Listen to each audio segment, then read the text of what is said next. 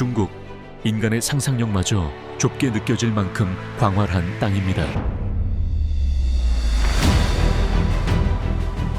밤에 빛나는 바다, 황무지 한가운데 놓인 옥빛 소금 호수, 끝없이 붉게 타오르는 습지, 그리고 구름 사이에 매달린 사원까지, 이곳의 모든 장소는 지구가 조용히 간직해온 낯선 기억의 한 조각처럼 보입니다.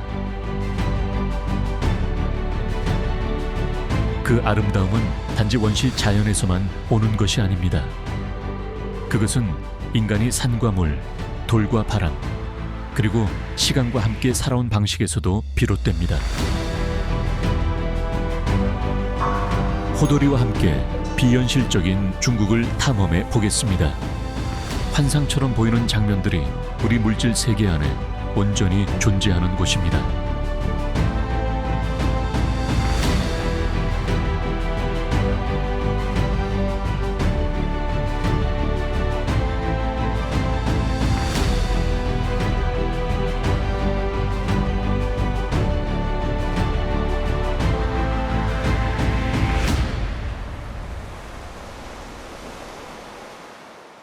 구이저우 안순 빙하구멍 경관, 빙하기의 오래된 눈동자들.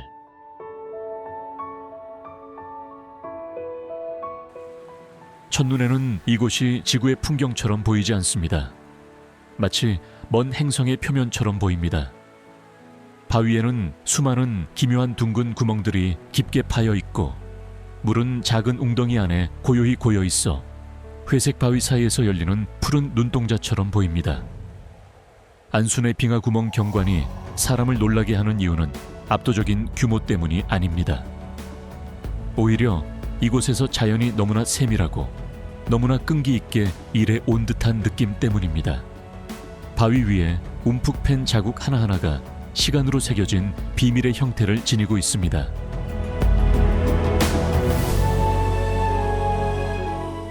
이 둥근 구멍들을 중국에서는 빙구라고 부르며, 녹은 빙하수가 소용돌이치며 오랜 세월 동안 바위를 갈아 만든 흔적으로 여겨집니다. 어떤 구멍은 맑은 물웅덩이 하나를 담을 정도로 작고, 어떤 구멍은 몇 사람이 그 안에 들어가 앉을 수 있을 만큼 큽니다. 그 바위지대 한가운데 서 있으면 사람은 거대한 돌그릇들의 미로를 지나가는 듯한 느낌을 받게 됩니다. 각각의 움푹 팬 자국은 의심스러울 만큼 완벽합니다. 울퉁불퉁한 카르스트 표면 위에 그것들은 서로 가까이 붙어 있으며 벌집처럼 촘촘한 무늬를 이루고 마치 사라진 어떤 문명의 흔적처럼 보이기도 합니다. 푸른 하늘 아래에서는 구멍 속 물이 빛을 반사하며 밝아진 동공처럼 반짝입니다. 흐린 하늘 아래에서는 이 지역 전체가 빙하기에 아주 오래된 기억에 의해 깨어난 바위 지대처럼 보입니다.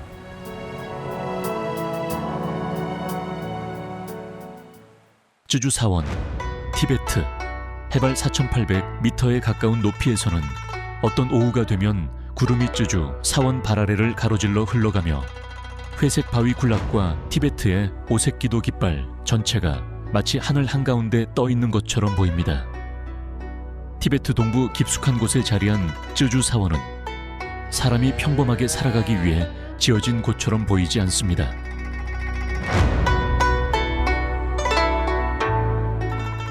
6개의 삼봉구리가 거대한 원을 이루며 사원을 둘러싸고 있고, 법당과 수행 동굴들은 아슬아슬한 절벽 곳곳에 흩어져 있습니다.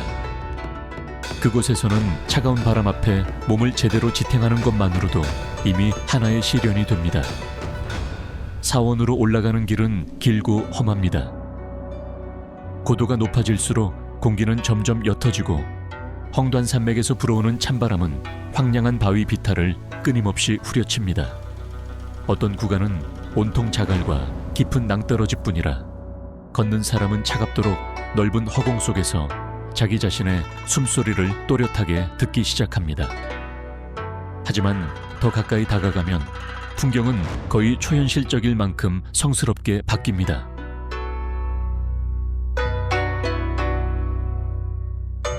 오색기도 깃발은 고원의 바람 속에서 거세게 휘날립니다. 승려들은 절벽에 매달리듯 붙어있는 작은 방들에서 살아가며 구름과 바위 사이에 고립된 채 마치 오래전부터 아래 세상과 완전히 분리되어 있었던 것처럼 보입니다.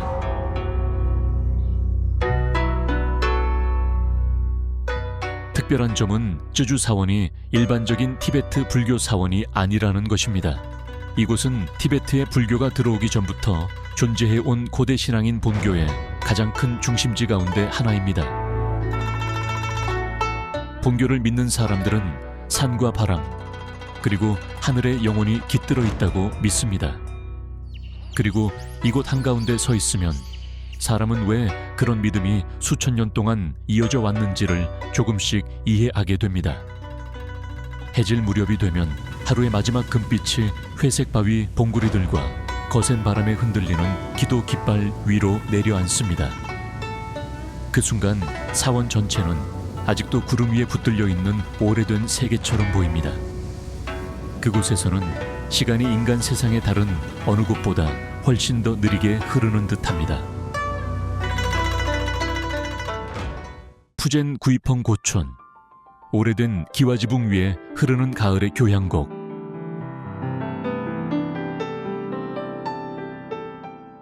(1247년) 차이창이 산과 물이 아름다운 이 땅을 발견하고 첫 오두막을 세웠을 때부터 구이펑은 사람과 기억이 함께 머무는 장소가 되도록 이미 정해져 있었던 것처럼 보입니다. 송나라와 원나라, 명나라, 그리고 청나라를 거치며 이 마을은 푸른 돌길과 검은 기와를 얹은 오래된 집들, 고요한 흰 담장, 그리고 시간의 향기처럼 바람 속으로 스며드는 은은한 목서향 사이에서 천천히 자라났습니다.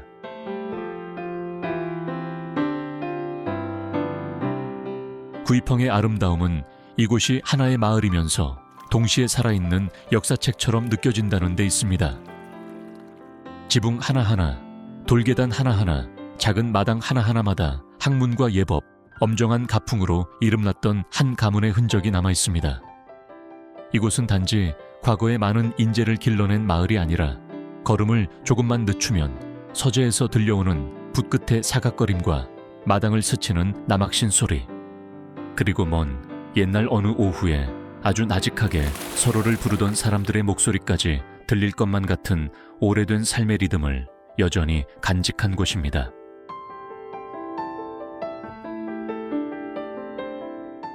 하지만 구이펑이 가장 아름다운 순간은 아마도 수학철일 것입니다. 오후 4시에서 5시 무렵 기울어진 햇살이 내려앉으면 붉은 고추, 다발과 노란 옥수수, 주황빛 호박들이 지붕 위와 창가, 마을의 마당 곳곳에 널리며 온 마을을 가을빛으로 물들인 그림처럼 환하게 밝힙니다. 검은 기와와 흰 담장을 배경으로 그 색채들은 화려하면서도 부드럽게 떠오르고 그 덕분에 구이펑은 단순한 옛마을이 아니라 푸젠의 산과 물 사이에서 아직도 숨을 쉬고 있는 한편의 가을시처럼 보입니다.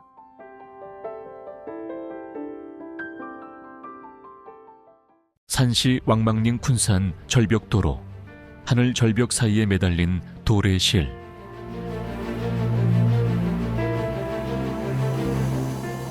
타양산의 수직 절벽을 따라 붙어있는 이 길고 긴 도로는 사람의 노동이 만들어낸 놀라움만을 보여주는 곳이 아닙니다. 이곳을 보는 누구라도 바위 절벽을 뚫어낸 창문 밖으로 끝없이 열린 아찔한 허공 앞에서 저절로 숨을 삼키게 됩니다.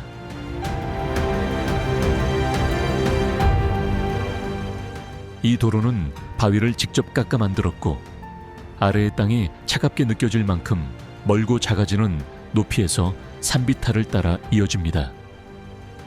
어두운 터널 구간들이 서로 이어지다가 갑자기 천창이라 불리는 창들이 나타나 곧장 깊은 절벽 아래를 향해 열립니다.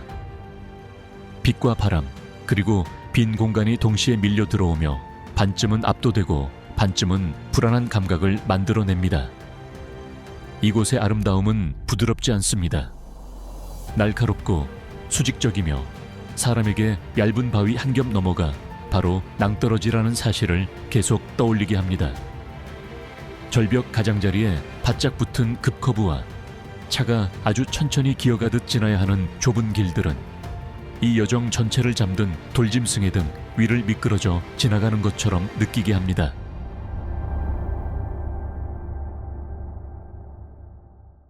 푸젠 핑탄의 푸른 눈물, 바다 위로 떨어진 은하수. 낮의 핑탄은 그저 맑은 물과 하얀 모래, 그리고 수평선 너머에서 끊임없이 불어오는 바닷바람을 지닌 하나의 섬처럼 보입니다. 하지만 밤이 내리면 해안 전체가 빛나기 시작합니다. 처음 밀려온 파도가 어둠 속에서 부서지며 전기가 흐르는 듯한 푸른빛이 물가를 따라 번져 나갑니다. 마치 밤바다 한가운데서 액체 같은 빛이 움직이는 것처럼 보입니다.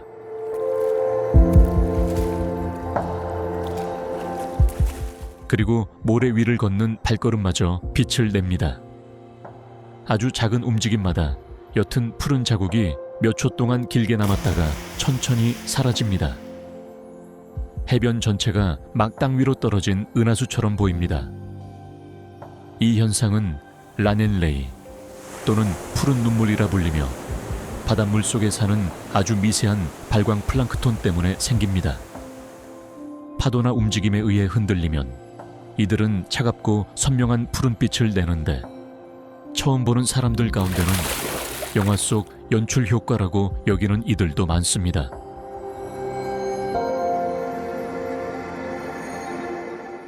가장 아름다운 밤은 대개 달이 없는 밤입니다. 하늘이 완전히 어두워지면 이 푸른 발광은 더욱 강하게 드러나고 사람의 발끝과 바닷가 바위 가장자리까지 은은하게 비춥니다. 어떤 순간에는 파도가 밀려올 때마다 바다가 계속해서 빛나며 마치 거대한 수면이 어둠 속에서 조용히 숨을 쉬는 것처럼 보이기도 합니다. 그런 풍경 한가운데 서 있으면 왜 이토 많은 사람들이 이곳을 아시아에서 가장 아름답고도 가장 신비로운 현상 가운데 하나라고 부르는지 자연스럽게 이해하게 됩니다.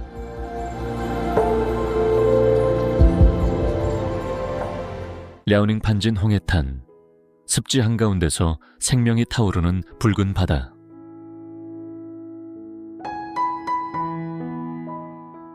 그 붉은 빛은 단풍이나 노을에서 오는 것이 아닙니다. 그 색은 랴오닝의 해안 염생지에서 자라는 특별한 식물 수에다 살사에서 비롯됩니다. 봄에는 아직 옅은 초록빛을 띱니다. 여름이 되면 점점 짙은 붉은색으로 변합니다.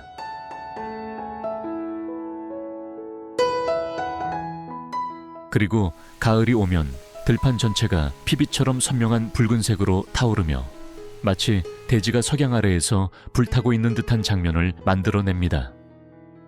붉은 바다를 가로지르는 구불구불한 나무 다리들은 거의 초현실적인 풍경을 만들어냅니다. 하늘에서 내려다보면 사람은 끝없이 번져나가는 거대한 붉은색 한가운데 놓인 아주 작은 점으로만 보입니다.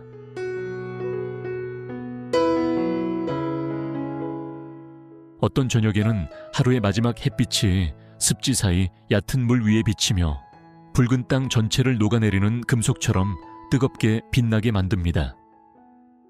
하지만 이 아름다움 뒤에는 놀라울 정도로 연약한 생태계가 숨어 있습니다. 이곳은 희귀한 두루미와 이제 세계에 얼마 남지 않은 손더스 갈매기가 살아가는 터전입니다. 너무 짜서 생명이 존재하기 어려울 것만 같은 환경 속에서도 자연은 믿기 어려울 만큼 강렬한 색을 가진 땅을 만들어냈습니다.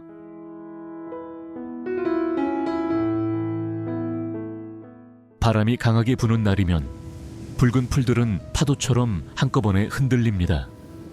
수 킬로미터에 걸쳐 펼쳐진 습지를 스쳐 지나가는 바람 소리는 낮고 길게 울려 퍼지고 그 때문에 이곳은 아름다우면서도 묘하게 고독한 분위기를 품게 됩니다.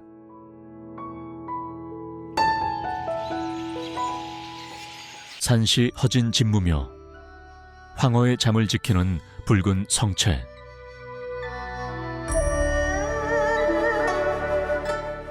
황허 가까운 높은 지세 위에 기대어 선 이 오래된 건축물은 돌과 나무, 바람과 전설이 수백 년 동안 함께 살아온 영적인 성체처럼 모습을 드러냅니다.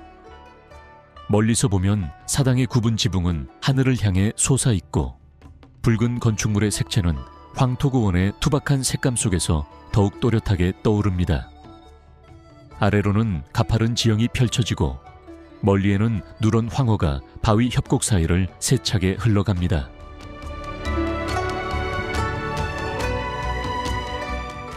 그 자리에 선 사당의 존재는 단지 아름답기만 한 것이 아니라 이 땅의 기억 속 깊은 곳에 묻혀있는 어떤 오래된 것을 지키고 있는 듯한 느낌을 줍니다. 이곳은 도교에서 북방의 전쟁신으로 여겨지는 진무대제를 모신 사당입니다. 그는 거북과 뱀, 검, 그리고 혼란을 제압하는 힘과 연결된 신령입니다. 그 존재만으로도 사당 주변의 공기는 늘 엄숙하고 신비로운 분위기를 띱니다. 더 가까이 다가가면 나무 복도와 돌담 사이로 스며드는 바람이 낯선 소리를 만들어냅니다. 마치 오래된 세계가 아직 완전히 떠나지 못한 채 낮게 속삭이는 것 같습니다. 그러나 그런 아름다움 뒤에는 여전히 보이지 않는 무게가 남아 있습니다. 이곳에 서서 한때 홍수의 공포와 맞닿아 있던 큰 물길을 내려다보면 왜 이곳 사람들이 사당을 세워 평안을 빌고 성난강이 조금은 잠잠해지기를 바라며 위태로운 삶이 조금 더 무사해지기를 기원했는지를 자연스럽게 이해하게 됩니다.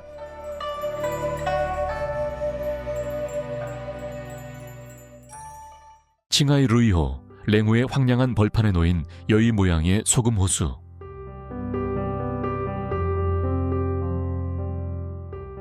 랭우진에서 약 30km 떨어진 곳에 자리한 루이호는 광활한 황무지 한가운데에 자연이 우연히 남겨놓은 부드러운 붓질처럼 모습을 드러냅니다. 메마른 공간 속에서 바람만이 거의 절대적인 고요 속에 땅 위를 스쳐 지나가는 그곳에서 호수의 수면은 옥빛 비단띠처럼 부드럽고 우아하게 펼쳐집니다. 하늘에서 내려다보면 호수의 곡선은 여의의 형상을 닮아 있습니다. 둥글고 충만하면서도 유연하여 마치 물과 소금이 아니라 사막 한가운데 남겨진 하나의 꿈이 만들어낸 것처럼 보입니다. 이곳이 장엄하게 느껴지는 이유는 단지 특별한 모양 때문만이 아닙니다. 이곳이 주는 강한 대비감에도 있습니다.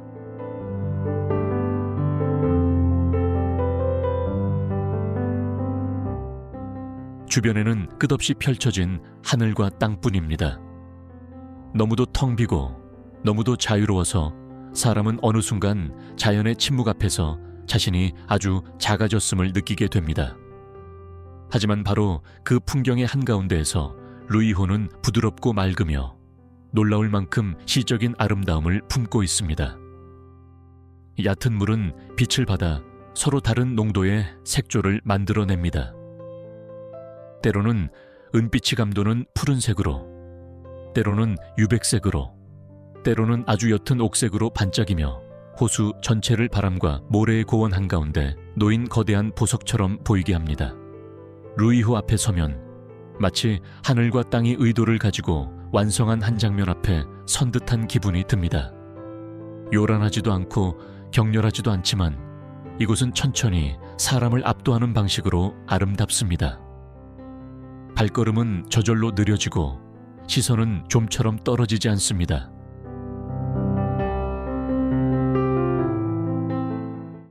장수싱화수상 유채꽃밭.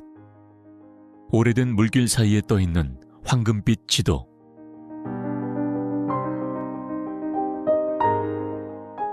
끝없는 수평선까지 이어지는 촘촘한 수로망 사이로 수천 개의 작은 섬들이 잔잔한 수면 위에 떠오릅니다. 각 섬마다 눈부시게 노란 유채꽃밭이 펼쳐져 있어 강물의 푸른빛 사이사이에 셀 수 없이 많은 황금빛 조각들이 놓인 것처럼 보입니다. 마치 누군가 수백 년 동안 땅 위에 조심스럽게 퍼즐 조각을 하나씩 올려놓은 듯한 풍경입니다. 4월이 되어 유채꽃이 한꺼번에 피어나면 싱화 저녁은 봄 햇살 아래 눈부시게 밝아집니다.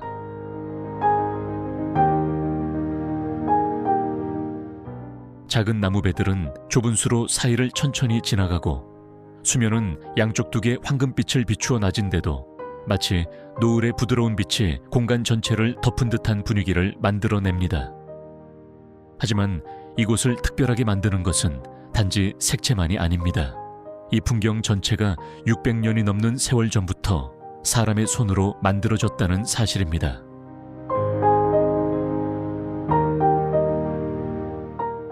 옛사람들은 넓은 습지 한가운데에서 죄티를 하기 위해 수로를 파고 진흙을 쌓아 물 위로 떠오른 섬 같은 땅을 만들었습니다. 그렇게 여러 세기를 거치며 이 듀오테는 점차 세상 어디에서도 보기 드문 독특한 농업 시스템으로 자리 잡았습니다. 늦은 오후가 되면 낮게 기운 햇빛이 수로 위로 내려앉아 끝없이 이어지는 황금빛 띠를 만들어냅니다.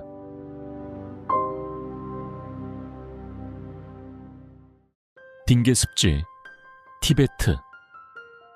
딩게 습지는 히말라야 산맥 북쪽, 시가체 딩게현 일대에 자리한 티베트에서 가장 독특한 습지 가운데 하나입니다. 이곳은 질룽장부와 예루장부가 만들어낸 길고 좁은 물길들로 유명하며 그 물길들은 차가운 대지 위를 가로지르는 푸른 비단띠처럼 고원 한가운데 펼쳐져 있습니다. 티베트 지방정부 자료에서도 딩게를 습지의 왕국이라 부르며 그 면적은 약 44만 무에 이른다고 전합니다.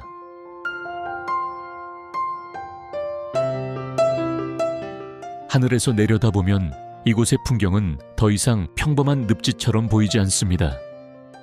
옥빛 물줄기들은 은빛 모래와 짙은 진흙 바탕 위를 굽이치며 흘러가고 마치 날개를 펼친 봉황의 부드러운 꼬리처럼 퍼져나갑니다.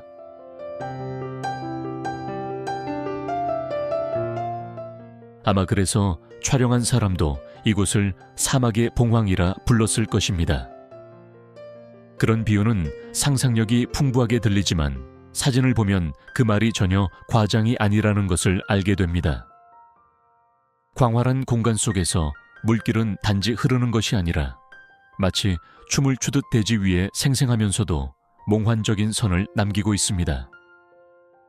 딩게의 아름다움은 압도적으로 화려한 방식이 아니라 고요하고 멀리 떨어진 듯한 분위기로 사람을 끌어당깁니다. 티베트의 여행 소개 글들이 이곳의 호수와 늪, 진창과 초원이 서로 어우러져 고원에서는 보기 드문 거대한 풍경화를 만든다고 거듭 강조하는 것도 결코 우연이 아닙니다.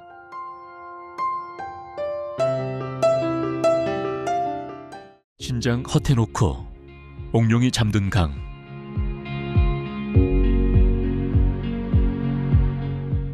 수천 년 동안 황제와 상인 그리고 운명을 찾아 나섰던 사람들의 명성을 품어 온 물길이 있다면 그것은 바로 허텐오코, 아니 더 정확히는 쿤룬산 아래 허텐 땅을 흐르는 옥의 강일 것입니다. 이곳은 처음부터 시처럼 부드러운 아름다움으로 사람을 사로잡지는 않습니다. 오히려 오래되고 신비로운 분위기로 사람을 끌어당깁니다. 마치 물밑의 돌 하나하나가 아직 다 들려주지 못한 이야기를 품고 있는 것처럼 느껴집니다. 물빛은 높은 산에서 흘러내린 광물 성분 때문에 특유의 푸르스름한 흰빛을 띱니다.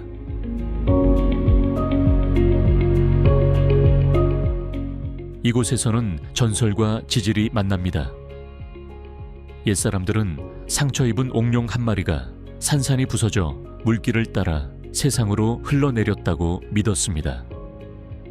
오늘날 사람들은 그것이 쿤룬산이 내어준 선물이며 시간과 얼음, 눈, 그리고 흐르는 물에 의해 헤아릴 수 없는 세월 동안 다듬어진 것임을 압니다. 그 공간 한가운데 서 있으면 왜 한나라에서 청나라에 이르기까지 수많은 사람들이 험한 길을 건너 오직 이곳에 닿으려 했는지를 이해하게 됩니다. 그들은 단지 옥을 찾기 위해서만 온 것이 아니었습니다. 때로는 자연도 침묵을 통해 불을 만들어낼 수 있다는 감각에 닿기 위해서였습니다.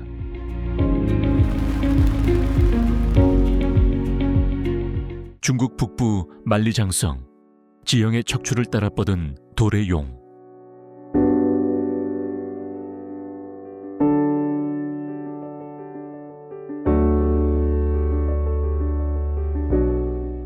인간이 만들어낸 믿기 어려운 건축물을 말할 때 만리장성은 거의 언제나 가장 먼저 떠오르는 이름입니다. 그것은 영토를 나누기 위해 세운 단순한 벽처럼 보이지 않습니다. 그것은 중국 북부의 산악지대를 따라 수천 킬로미터를 기어가는 거대한 인공지형처럼 보입니다. 길이가 너무 길어 마치 인간이 돌과 흙으로 지평선을 붙잡아 둔 것 같은 느낌마저 듭니다. 만리장성으로 향하는 여정은 보통 베이징 북쪽에서 시작됩니다. 도시는 점점 뒤로 물러나고 유리 건물과 빽빽한 차량의 흐름은 사라집니다.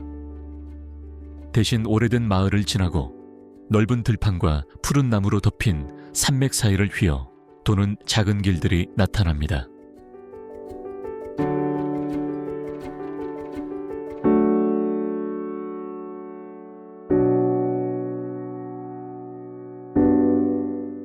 가까이 갈수록 공간은 더 조용해집니다. 마치 이곳이 아직 완전히 흘러가지 않은 시간의 한 겹을 그대로 간직하고 있는 것처럼 느껴집니다. 그리고 벽이 나타납니다. 처음에는 먼 산등성이 위에 그어진 가느다란 선처럼 보입니다. 하지만 가까이 다가갈수록 그것은 자신의 실제 크기를 드러냅니다.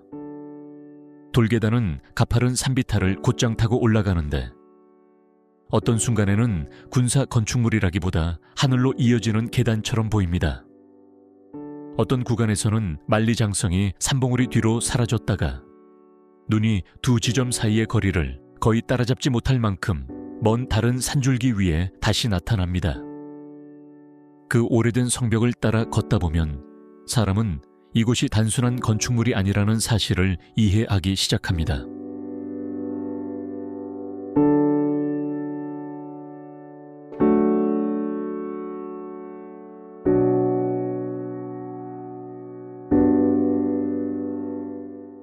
이것은 거의 상상하기 어려운 규모의 노동이 남긴 흔적입니다.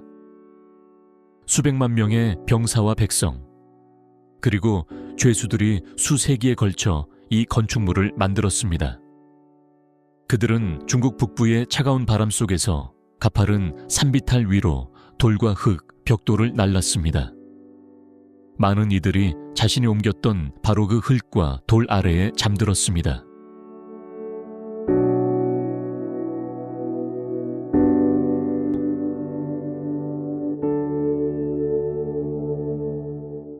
하이난 사냐 뷰티 크라운 호텔.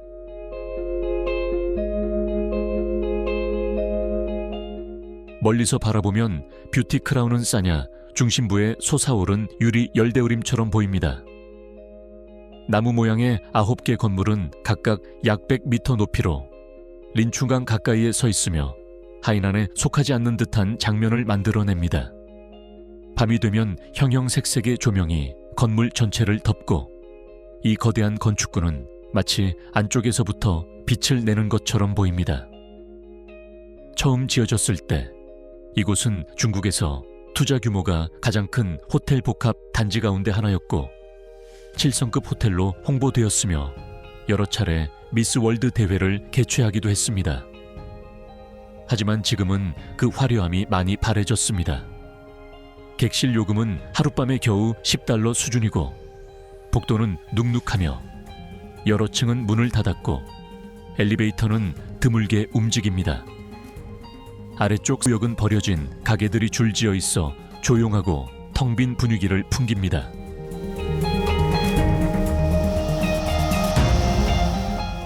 뷰티 크라운의 이야기는 부패나 형편없는 관리에 관한 이야기가 아닙니다. 그것은 중국 역사 속 어느 한 시기 돈이 생각의 속도보다 더 빨랐던 순간에 관한 이야기입니다. 1980년대부터 시작된 경제개방의 물결은 새로운 부유층 세대를 만들어냈고 하이난에서는 그것이 건축 경쟁으로 바뀌었습니다. 사람들은 남보다 더 낯설고 더 크고 아무도 본 적 없는 것을 짓기 위해 서로 경쟁했습니다. 뷰티 크라운은 그 경쟁에서 승리했습니다. 하지만 시대가 달라지자 바로 그 특별함 때문에 이곳은 사냐에서 가장 쓸쓸한 풍경 가운데 하나가 되었습니다.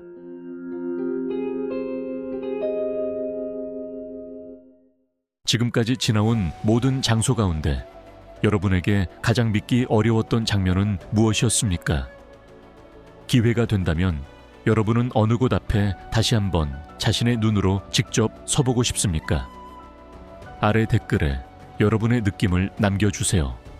그리고 지구 위에 존재한다고 믿기 어려운 희귀한 땅과 풍경을 탐험하는 여정을 좋아하신다면 앞으로의 여행도 계속 함께할 수 있도록 구독과 알림 설정도 잊지 말아주세요.